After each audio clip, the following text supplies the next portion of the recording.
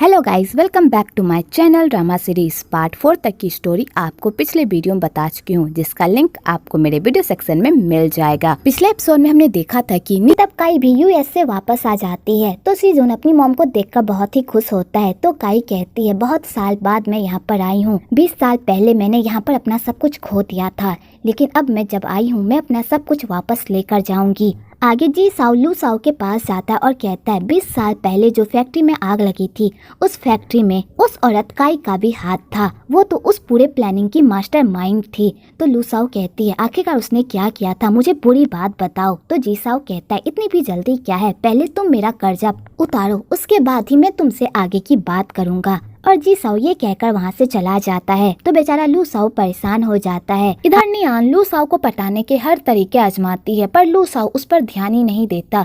पर लू साओ भी नियान से प्यार करता है, पर वो अपने बदले की वजह से नियान को एक्सेप्ट नहीं कर पाता। इधर तोंग अपनी बेटी को बता देता है कि उसके 24वें जन्मदिन पर उसकी सगाई होने वाली है। तो नियान ये बात सुनकर पूरी तरह शॉक्ड हो जाती है और इस सगाई को करने से मना कर देती है। पर तोंग भी अपनी बात से पीछे नहीं हटता और यहाँ पर दोनों में बहस हो जाती है। दूसरी तरफ नियान लू साओ की मॉम को बता देती है कि वो लू साओ से बहुत प्यार करती है, पर लू साओ उसके प्यार को एक्सेप्ट ही नहीं कर रहा। तो लू साओ की मॉम नियान को समझाने की कोशिश करती है कि लू साओ उससे ही प्यार करता है, इसलिए तुम टेंशन मत लो, लू साओ तुमसे ही शादी करेगा। इधर यांग लू साओ का पीछा ही नहीं छोड़ती और उसे अपनी लाइफ में दोबारा वापस पाने के लिए नए नए ट्रिक अपनाती है और दादाजी के दिमाग में लू साओ और नियान के रिश्ते के बारे में गलत सलत बातें भरती रहती है। तो दादाजी को भी गुस्सा आ जाता है और वो लू साओ को ऑर्डर देते हैं कि वो नियान से अपना सारा रिश्ता तोड़ ले और यांग से शादी कर ले। तो बेचारा लू साओ अपने दादाजी को समझाने की कोशिश करता है, पर उसके दादाजी उसकी एक बात भी नहीं सुनते। तो बेचारे लू साओ को मजबूरन यांग से शादी करने के लिए हामी भरनी पड़ती है। आगे लू साओ इस बारे में अपनी मॉम को बताता है, तो उसकी मॉम जैसे ये बात सुनती है, उनका गुस्सा तो 7वें आसमान पर ही पहुंच जाता है और वो कहती है, मुझे भी पता है कि तुम इस लड़के से प्यार नहीं करते, तुम तो नियान से प्यार करते हो, तुम्हारी आंखों में दिखता है कि तुम नियान से कितना प्यार करते हो।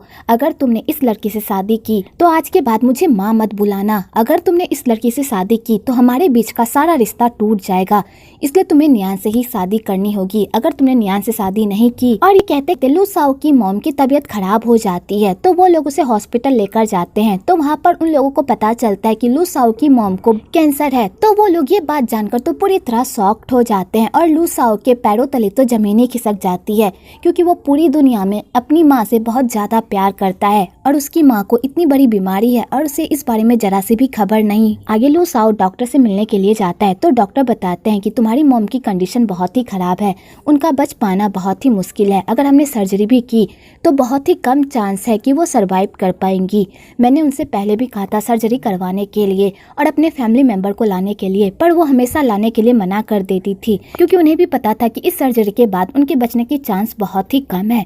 इसलिए वो अपनी बची कुछ ही लाइफ अपने बेटे के साथ गुजारना चाहती थी, उसे दूल्हा बनते हुए देखना चाहती थी और अपने पोते पोतियों को खिलवाना चाहती थी, इसलिए उन्होंने सर्जरी नहीं करवाई। तुम्हारी मॉम की कंडीशन बहुत ही खराब है, इसलिए मैं तुम्हें सलाह दूंगी कि तुम अपनी मॉम का ख्याल रखो और उनके लिए वो सब करो जिनसे उन्हें खुशी मिलती है। और बस यही एक तरीका है तुम्हारी मॉम को सेफ रखने का, क्योंकि अगर उन्हें जरा सी भी टेंशन हुई तो उनकी हालत और खराब हो सकती है। तो लू साओ ये सब सुनकर तो पूरी तरह शॉक्ड हो जाता है। आगे लू साओ अपनी मॉम के पास जाता है और अपनी मॉम की ऐसी हालत देखकर खूब रोता है। तो लू साओ की मॉम कहती है, बेटा अब मैं इस दुनिया से जाने वाली हूँ, क्या तुम अपनी माँ की एक आखिरी विश पूरी नहीं करोगे? मैं चाहती हूँ कि तुम नियान से शादी कर लो, उसके साथ खुश रहो, क्योंकि मुझे पता है कि तुम दोनों की अगर शादी हो गई तो तुम दोनों एक साथ बहुत खुश रहोगे और अपनी लाइफ अच्छे से बिता पाओगे और तुम्हारी शादी नियान से हो जाएगी तो मैं शांति से इस दुनिया से जा सकूंगी। प्लीज अपनी माँ की ये आखिरी विश पूरी कर दो। तो लू साओ कहता है, मॉम आप जैसा कहेंगी मैं वैसा ही करूँगा, मैं नियान से ही शादी करूँगा। तो लू साओ की मॉम ये सुनकर खुश हो जाती है। आगे लू साओ नियान को प्रपोज कर देता है और कहता है, मैं तुमसे बहुत प्यार करता हूँ और मैं ये भी जानता हूँ कि तुम भी मुझसे बहुत प्यार करती हो।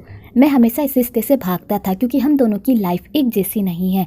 मेरे साथ रहने पर तुम्हें बहुत सारी प्रॉब्लम का सामना करना पड़ सकता है, क्या तुम तब भी मेरा साथ दोगी? तो नियान कहती है, चाहे कितनी भी मुश्किल क्यों ना आ जाए, मैं तुम्हारा साथ कभी भी नहीं छोड़ूंगी और ना ही तुम पर भरोसा करना बंद करूंगी। वेल फाइनली इन दोनों के प्यार को भी मंजिल मिल जाती है। आगे लू साओ अपने दादाजी को बता देता है कि वो नियान से शादी करने वाला है। तो दादाजी और यांग ये बात सुनकर तो पूरी तरह शॉक्ड हो जाते हैं और यांग तो पूरी तरह हैपर हो जाती है। तो लू साओ कहता है चाहे तुम कितनी भी कोशिश कर लो, मैं तुम्हें अपनी लाइफ में शामिल नहीं कर सकता। तुम मेरी बस एक अच्छी दोस्त हो, मैं तुमसे प्यार नहीं करता, इसलिए तुम मेरी बात को समझो। और लू साओ ये कहकर वहाँ से चला जाता है। आगे दादाजी लू साओ पर बहुत गुस्सा करते हैं और कहते हैं क्या तुम भूल गए कि उन लोगों ने हमारे साथ क्या किया था?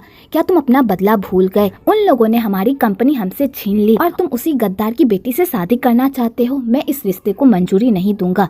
तो लू साओ कहता है हाँ मुझे पता है वो कंपनी हमारी है, लेकिन 20 साल पहले वो फैक्ट्री जल चुकी थी, उसमें कुछ भी नहीं बचा था। वो तोंग ही था जिसने 20 साल उस कंपनी में मेहनत की और उस कंपनी को आज नए मुकाम तक पहुंचाया। हम उनसे अपना शेयर मांग सकते हैं, लेकिन हम उनसे उनकी कंपनी नहीं छीन सकते। तो लू साओ के दादाजी कहते हैं लेकिन फैक्ट्री में आग लगाने वाला तो वही था ना, उसी की वजह से हमारी पूरी फैमिली बर्बाद हो गई। तो लू साओ कहता है इस बात का कोई प्रूफ नहीं है कि उस फैक्ट्री में तोंग ने ही आग लगाई थी, और मैं उस आग की पूरी सच्चाई जानकर ही रहूंगा कि किसने हमारी फैक्ट्री में आग लगाई थी। दादाजी प्लीज मुझे मेरी लाइफ जीने दीजिए, बदले से कुछ भी नहीं होगा, बदले के बाद हमारे पास क्या बच जाएगा?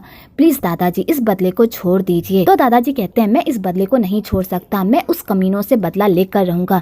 तो लू साओ कहता है दादाजी मेरी मॉम को कैंसर है और मेरी मॉम चाहती है कि मैं एक अच्छी लाइफ जीऊं, मेरा भी हंसता खेलता परिवार हो, और मैं अपनी मॉम को निराश नहीं कर सकता, मैं उनकी ये विश जरूर पूरी करूंगा। तो दादाजी जैसे ये बात सुनते हैं तो उन्हें तो बहुत बड़ा सदमा ही लग जाता है। इधर यांग यांग के सर पर से लू साओ के प्यार का बुखार नहीं उतरा हुआ होता है, तो वो लू साओ को अपने पास वापस बुलाने के लिए एक प्लान बनाती है, वो भी कांग के साथ मिलकर। और वो कांग को कहती है तुम मुझसे शादी कर लो, जैसे ही हम दोनों की शादी हो जाएगी तो उन दोनों को बहुत बड़ा झटका लगेगा, लू साओ को तब मेरी अहमियत पता चलेगी और वो मेरे पास वापस आ जाएगा, और उसी तरह नियान भी तुम्हारे पास वापस आ जाएगी। इस डील से हम दोनों का ही फायदा है। और वैसे तुम्हें इस डील से एक और फायदा हो सकता है, तुम्हारे पेरेंट्स डाइवोर्स ले रहे हैं ना, इस शादी की वजह से वो दोनों करीब आ जाएंगे और तुम्हारे पास मौका रहेगा उन दोनों को एक करने का। तो जिनसी को यांग यांग का प्लान अच्छा लगता है और वो उसके साथ हाथ मिला लेता है। आगे लू साओ एक मीटिंग फिक्स करता है जहाँ पर वो नियान को दादाजी से मिलवाता है। तो दादाजी नियान को अच्छे से ट्रीट नहीं करते, उल्टा उससे बेरुखी से ही बात करते हैं। तो नियान को बहुत बुरा लगता है पर वो कुछ भी नहीं कहती। आगे लू साओ काई के पास जाता है और उससे डायरेक्टली पूछ लेता है कि 20 साल पहले क्या उसने फैक्ट्री में आग लगाई थी।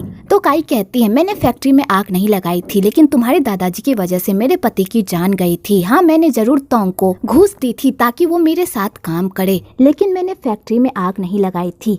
तुम्हारे दादाजी के असूलों की वजह से मेरे पति की जान गई थी और मैं तुम लोगों को कभी भी माफ नहीं करूंगी। तो लू साओ कहता है 20 साल पहले क्या हुआ था उसके बारे में मैं पता लगा कर रहूंगा, और जिसकी भी गलती है मैं उन लोगों को छोड़ूंगा नहीं। दूसरी तरफ तोंग को दादाजी के जरिए से लू साओ के नियत के बारे में पता चल जाता है कि लू साओ उसकी कंपनी में इसलिए आया था ताकि वो उससे बदला ले सके और उसकी कंपनी उससे छीन सके। तो तोंग ये सब सुनकर तो पूरी तरह शॉक्ड हो जाता है। आगे तोंग लू साओ को मिलने के लिए बुलाता है और कहता है तुमने अपने बदले के लिए मेरी बेटी का इस्तेमाल किया, मैं तुम्हें कभी भी माफ नहीं करूंगा। इससे अच्छा होगा कि मेरी बेटी का पीछा छोड़ दो और उसकी लाइफ से हमेशा हमेशा के लिए चले जाओ। तो लू साओ कहता है पहले मैंने जरूर बदले के लिए नियान को अप्रोच किया था, लेकिन अब मैं नियान से बहुत प्यार करता हूँ और मैं अब उससे शादी करना चाहता हूँ और अपनी पूरी लाइफ उसके साथ गुजारना चाहता हूँ। प्लीज मुझे अपनी परमिशन दे दीजिए। तो तोंग कहता है अगर मैं तुम्हें परमिशन दे भी दूँ तो भी मैं ये चाहकर नहीं कर सकता। नियान की शादी पहले से ही फिक्स हो चुकी है। 20 साल पहले मैंने नियान की शादी काई के बेटे से जून से फिक्स कर दी थी और काई ने मुझे धमकी दी है कि अगर मैंने उन 2 बच्चों की शादी नहीं करवाई तो वो मुझे पूरी तरह बर्बाद कर देगी। मेरे पास कोई रास्ता नहीं है लू साओ, मुझे ये रिश्ता निभाना ही पड़ेगा। तो लू साओ कहता है अंकल आप टेंशन मत लीजिए, काई का मामला मैं खुद संभाल लूंगा और मैं आपको बैंकरप्ट होने नहीं दूंगा।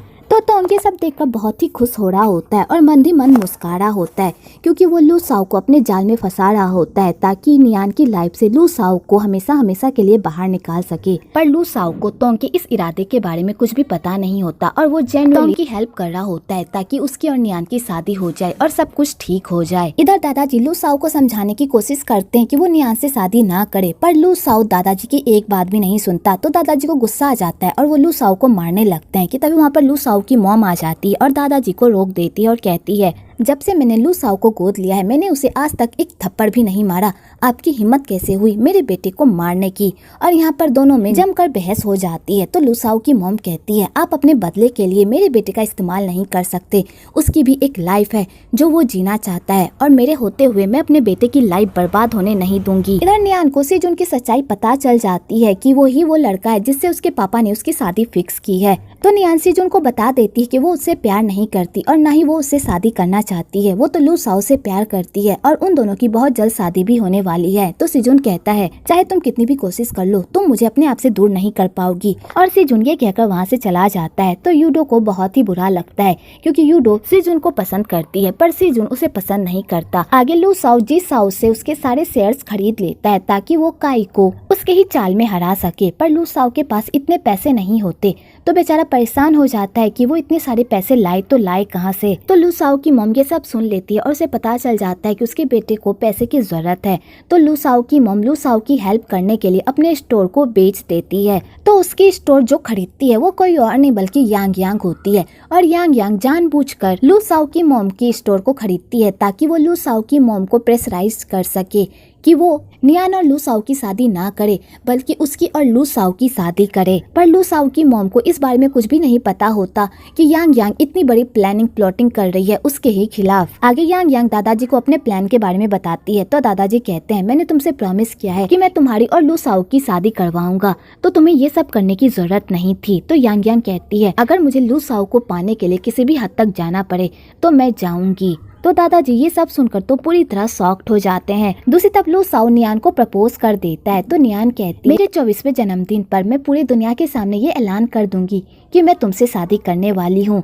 तो लू साओ ये सुनकर खुश हो जाता है। दूसरी तरफ काई तोंग को धमकी देती है कि अगर नियान अपने बर्थडे पर सीजुन से सगाई नहीं करती है तो समझ जाना कि हम दोनों का रिश्ता यहीं पर खत्म हो जाएगा और इसके आगे तुम्हारे साथ जो भी होगा उसके लिए तुम तैयार रहना। तो बेचारा टोंग परेशान हो जाता है कि वो अपनी बेटी को इस सगाई के लिए मनाई तो मनाई कैसे। आगे नियान का जन्मदिन भी आ जाता है और इधर टोंग अपनी प्लाटिंग करने लगता है कि वो नियान को इस शादी के लिए कैसे मनाए। तो टोंग नियान को मिलने के लिए बुलाता है और उसके सामने लू साओ की सारी सच्चाई खोलकर रख देता है और कहता है कि लू साओ तुमसे कोई प्यार नहीं करता बल्कि वो बदला लेने के लिए तुम्हारे करीब आया था। तो नियान इस बात पर बिलीव नहीं करती और वो लू साओ पर भरोसा करती है। पर टोंग नियान के सामने ऐसे ऐसे सबूत रखता है कि जिसे देखकर नियान पूरी तरह शॉक्ड हो जाती है और उसे अपने पापा पर भरोसा हो जाता है। आगे नियान के बर्थडे की पूरी तैयारी हो जाती है और सारे लोग नियान के बर्थडे पर आते हैं। तो लू साओ बहुत ही खुश होता है कि आज नियान पूरे दुनिया वालों के सामने उसे अपना पियोन से चूज करेगी। आगे नियान पूरे दुनिया के सामने ये अनाउंस कर देती है जिससे वो शादी करने वाली है